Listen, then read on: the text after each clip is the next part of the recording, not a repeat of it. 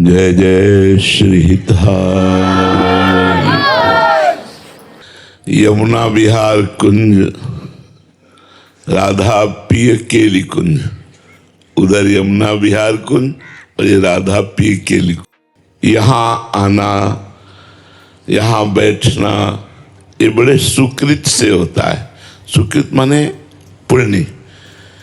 बिना भगवान की कृपा के, बिना किशोरी जी की कृपा के ये मिलन, यहाँ बैठकर भगवत चर्चा सुनना ये संभव हो ही नहीं सकता।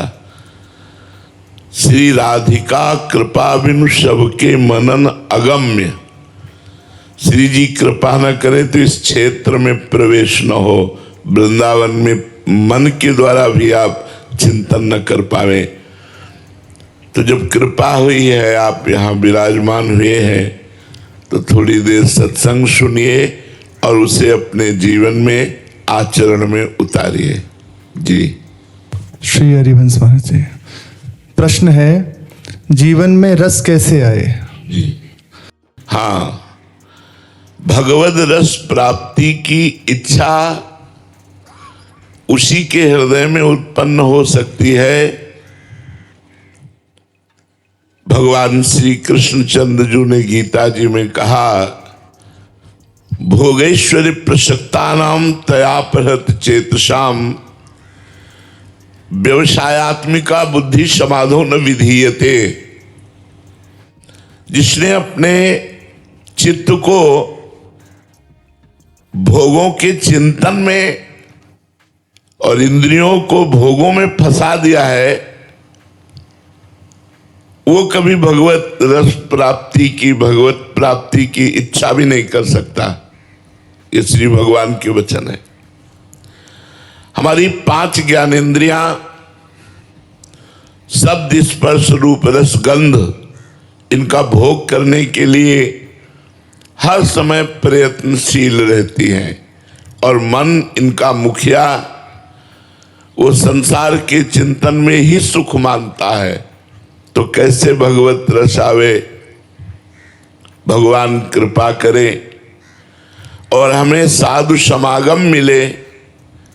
संत समागम में हमारे को ये जब पता चले कि मनुष्य जीवन का लक्ष्य भोग ही भोगना नहीं है, भगवत प्राप्ति करना है। जब तक आप भगवान का नाम जप नहीं करेंगे, भगवान की लीला कथा नहीं सुनेंगे, भगवान का नाम कीर्तन नहीं करेंगे, घर में ठाकुर सेवा नहीं विराजमान करेंगे, तब तक अशुभ, अमंगल, दुख, चिंता, शोक, भय ये आपको पीड़ित करती रहेगी। भगवद रस की आकांक्षा हो जाना ये तो बहुत बड़ी बात है। भगवद रस, मैं कब प्रभु को देखूं, मैं कब प्रभु का नाम लेकर के रोते हुए उनको पुकारूं, मैं कब प्रभु के प्रेम में विकल हो करके रात दिवस का पता ना रहे और उन्हीं के चिंतन में डूबा रहूं, यह है भगवत रस। इसकी आकांक्षा संत समागम से प्रकट होती है। इसलिए गोस्वामी तुलसीदास जी ने कहा, शुद्ध दाराधन लक्ष्मी पापियों के घर होए और संत समागम हरि कथा तुलसी दुर्लभ दोए। दुर्लभ क्या है? संतों का मिलना ना। और फिर दुर्लभ क्या है? उनके उपदेश सुनना और उपदेश को अपने आचरण में उतार लेने से भगवत रस की आकांक्षा उत्पन्न हो जाती है। तो हम भगवत रस चाहें, पर चाहें कैसे? हम तो अभी माया के विविध प्रकार के भोग रस में अपने मन को लगाए हुए हैं। इसलिए हमारा मन भगवत रस के लिए लालायित नहीं होता। नहीं, जिस समय भगवत रस के लिए लालसा प्रकट हो जाती है, तो ब्रह्मादिक के भोग सब विष सम लागत ताही, नारायण ब्रज चंद की लगन लगी है जाहि। जिसे भगवत रस की लगन लग जाती है उसे ब्रह्मा के भी भोग विष के समान लगते हैं, मृत्यु लोक के मलिन भोगों की तो बात जाने दो। इसलिए सत्संग से जो हमें सुनने को मिला कि मनुष्य जीवन का परम लाभ भगवत प्राप्ति है और भगवत प्राप्ति नाम जप से होती है, भगवान की कथा सुनने से होती है, भगवान की सेवा करने से होती है, समाज का परोपकार भाव से, सेवा भाव से सेवन करने से होती है। इन बातों को अपने जीवन में उतारिए, परोपकार कीजिए, रोज नियम से नाम जप कीजिए, ठाकुर जी को बिना अर्पित किए कुछ खाइए पिए नहीं। अगर पानी भी पीना है तो मन से भगवान को अर्पित कीजिए। भोजन पाना है, मान लो प्रगट में भोग नहीं लगा सकते तो 1 मिनट रुकिए, ठाकुर जी को अर्पित कीजिए, हे प्रभु आपके द्वारा दिए हुए इस प्रसाद को मैं पा रहा हूँ, मेरी बुद्धि शुद्ध हो और आपका सुमिरन हो, अच्छे आचरण हो, प्रार्थना कीजिए। वही भोजन आपकी बुद्धि को पवित्र कर देगा और अंदर से भगवत रस की चाह प्रकट हो जाएगी। जी, अगला प्रश्न है, साधन की दृष्टि से आपस में मेलजोल कितना बढ़ाना चाहिए? बिल्कुल नहीं। साधना में जब हम भगवत मार्ग में चलते हैं तो हमारा जहाँ इष्ट मिले, मन मिले, वही मेलजोल उतना ही बढ़ाना चाहिए जितना भजन तक रहे, व्यवहार में ना उतरने पावे, संसारिकता ना आने पावे, संसारिक संबंध ना होने पावे, हमारा भाव गलत ना होने पावे, क्योंकि संग का रंग चढ़ता है। इसलिए साधक को चाहिए कि इष्ट मिले और मन मिले, मिले भजन रस रीति। जब हमारी भजन की रीति और हमारा इष्ट मिलता हो, ऐसे संतों से, साधकों से, लोगों से हम मिलें, भगवत चर्चा करें, भगवत भाव में रहें। जहाँ मिलने से भगवान का विस्मरण होता हो, वो माया है, चाहे कोई भी हो। ज्यादा संग करने से जिसका हम संग करते हैं उसका रंग चढ़ जाता है। इसलिए जित संग दोषा अध्यात्म नित्या, अध्यात्म में स्थित जो पुरुष है उस पर किसी का रंग नहीं चढ़ता। लेकिन नए साधक को चाहिए वो ऐसा संग करे जिससे भगवान की स्मृति बढ़े, भगवान के भजन बढ़े, हमारे अंदर अच्छे आचरण आवे। अगर बुरे आचरण आने लगे संग से, वो कुसंग हो गया, तो ज्यादा संग नहीं करना चाहिए। संग करे तो भगवान के प्रेमी जनों से संग करे, चाहे वो गृहस्थ हो चाहे विरक्त हो। ऐसे लोगों का संग न करे जो हरि विमुख हो, जो गंदे आचरण वाले हों। अगला प्रश्न है महाराज जी, भगवान में विश्वास होना जगत के प्रपंच में रहते हुए कठिन लगता है। गृहस्थ में एक से एक बढ़कर बाधा सामने आती रहती है। निराकरण का कोई सरल उपाय है क्या? बाधा तो आती है, पर बाधा को हरने वाला अपने आप बाधा को हरेगा। बाधाओं का चिंतन ना करे, अपनी साधना में लगे रहने के बारे में चिंता करे। साधक साधना को अधिकाधिक बढ़ाता रहे, अपने मन में इच्छा रखे, फिर वे अपने आप पूर्ण कर देंगे। देखो, भगवत आश्रय होना बड़ा कठिन है। भगवत आश्रय दो ही बात में हो सकता है।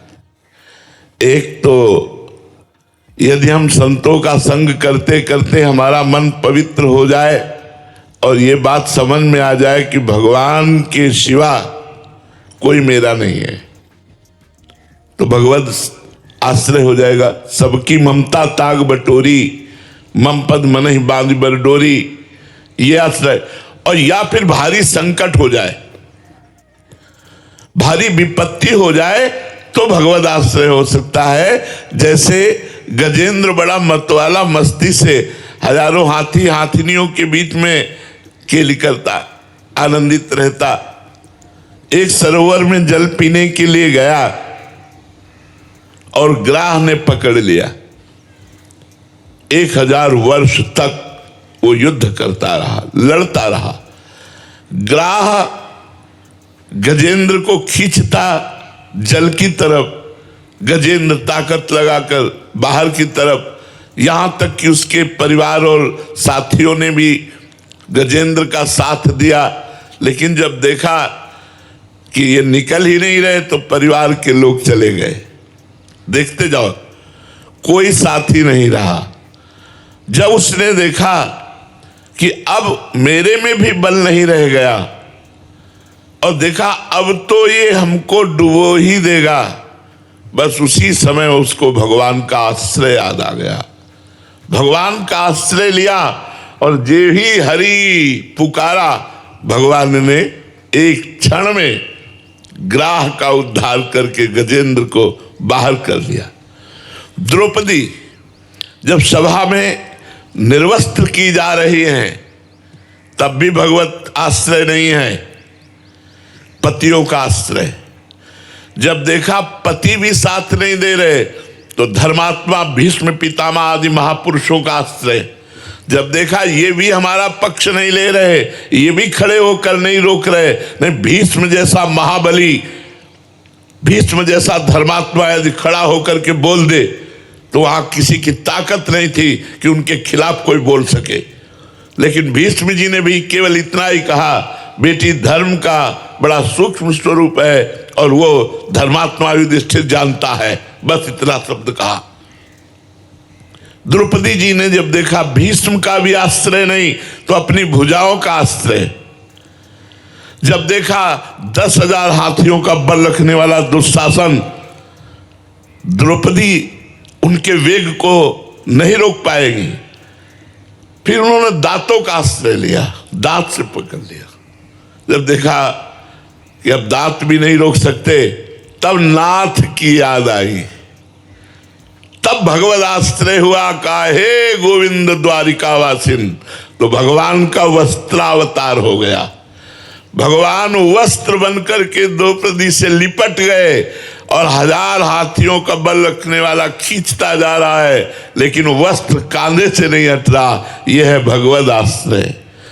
भगवद आश्रय 2 प्रकार से, एक तो ज्ञान के द्वारा, सत्संग के द्वारा भगवद आश्रय हो जाए, या विपत्ति के द्वारा भगवद आश्रय। भगवद आश्रय हो गया तो काम बन गया, पक्का बन गया। एक कबूतर वृक्ष पर बैठा आनंद से युक्त था। इतने में उसकी दृष्टि ऊपर गई तो देखा बाज मंडरा रहा है कबूतर के ऊपर आक्रमण करने के लिए। उसने सोचा नीचे से उड़ जाऊं, तो देखा बहेलिया बाण का निशाना कबूतर के ऊपर लगाए हुए। भारी विपत्ति। ऊपर उड़े तो बाज, नीचे बहेलिया बाण ताने हुए है।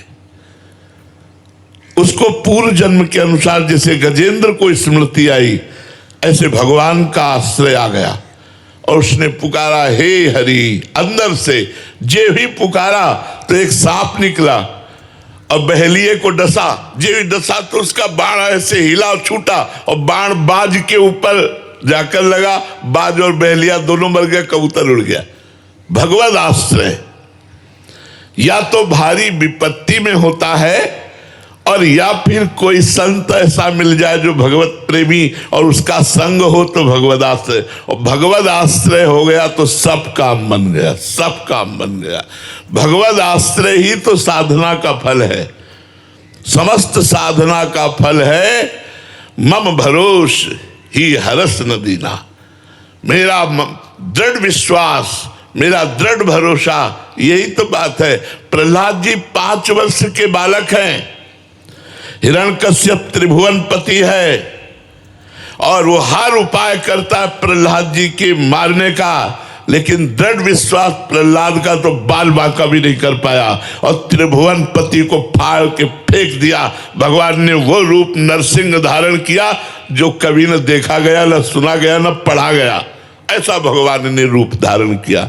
भगवान है प्रतिपल, प्रतिक्षण, प्रतिकण में है।